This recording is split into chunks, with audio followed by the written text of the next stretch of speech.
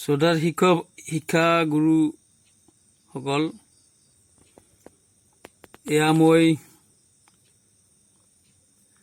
Assam live YouTube চেনেলৰ তৰফৰ পৰা আপোনালোকলৈ আগবঢ়াইছোঁ DLED 506ৰ এছাইনমেণ্ট 2 কুৱেশ্যন নম্বৰ 2 অসমীয়া মাধ্যমৰ এনসাৰ। এছাইনমেণ্ট 2 506ৰ কুৱেশ্যন নম্বৰ 2 প্ৰশ্নটো হ'ল এনেকুৱা, সৃষ্টিশীলতাৰ ধাৰণা বৰ্ণনা কৰক। আপুনি শিক্ষণ সামগ্ৰী প্ৰস্তুত কৰাৰ বাবে কিদৰে সৃষ্টিশীলতা ব্যৱহাৰ কৰিব? সৃষ্টিশীলতা বিকাশত যোগাযোগ আৰু তথ্য প্ৰযুক্তিৰ ভূমিকা উল্লেখ কৰক। এয়া হ'ল প্ৰশ্ন। বন্ধুসকল, আপোনালোকে চাই আছে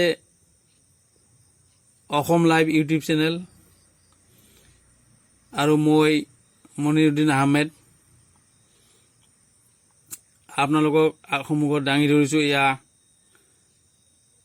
এছাইনমেণ্ট 2 506ৰ কুৱেশ্যন নম্বৰ 2ৰ উত্তৰ।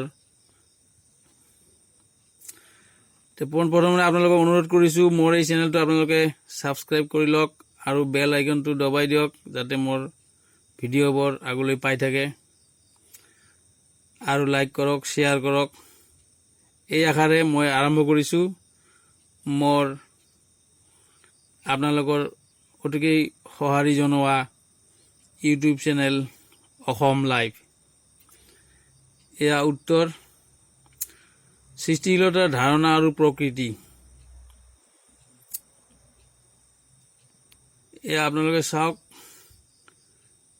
মই আপোনালোক লাহে লাহে মই ভিডিঅ'টো দেখুৱাইছোঁ।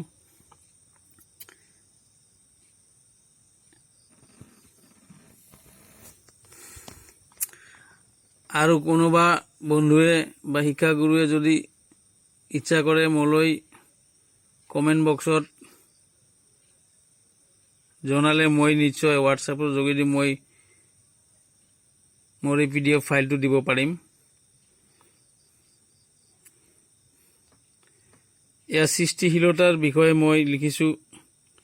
সৃষ্টিশীলতাৰ ধাৰণা, ইয়াৰ প্ৰকৃতি, সৃষ্টিশীলতাৰ প্ৰকাৰ মই ডিটেইলছখিনি ইয়াতে লিখি দিছোঁ। এই প্ৰশ্নটো আচলতে তিনিটা খণ্ডত ভাগ কৰা হৈছে।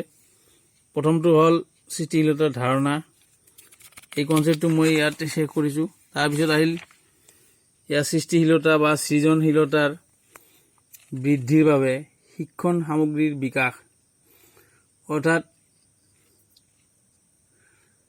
শিক্ষণ সামগ্ৰী প্ৰস্তুত কৰাৰ ক্ষেত্ৰত আমি সৃজনশীলতা কেনেদৰে ব্যৱহাৰ কৰিম তাৰে উত্তৰ। যদি শিক্ষকে সৃষ্টিশীলতাৰ বিকাশৰ প্ৰতি আগ্ৰহী হয় তেন্তে তেওঁ যথেষ্ট পৰিমাণৰ ধৈৰ্য আৰু মন মুক্ত হ'ব লাগিব।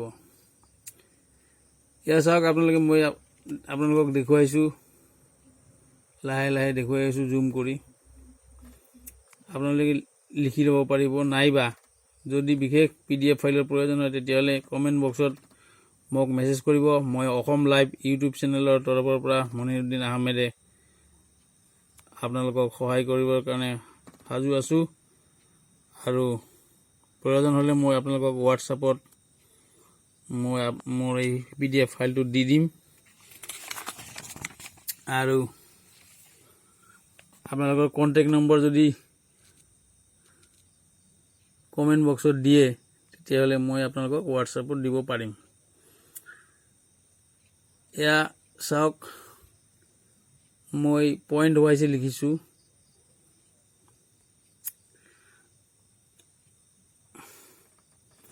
বন্ধুসকল, হয়তো মোৰ লিখাতে কিবা ভুল ভ্ৰান্তি হ'ব পাৰে, যদি শুধৰাই দিয়ে তাৰ কাৰণে মই আপোনালোকৰ ওচৰত চিৰকৃতজ্ঞ হৈ থাকিম। কমেণ্ট বক্সত মোক কিবা ভুল ভ্ৰান্তি শুধৰণিৰ বিষয়ে জনালে নিশ্চয় সুখী হ'ম। ভুল হোৱাটো স্বাভাৱিক। এয়া লাষ্ট পেজ, সৃষ্টিশীলতাৰ বিকাশত যোগাযোগ আৰু তথ্য প্ৰযুক্তিৰ ভূমিকা সম্পৰ্কে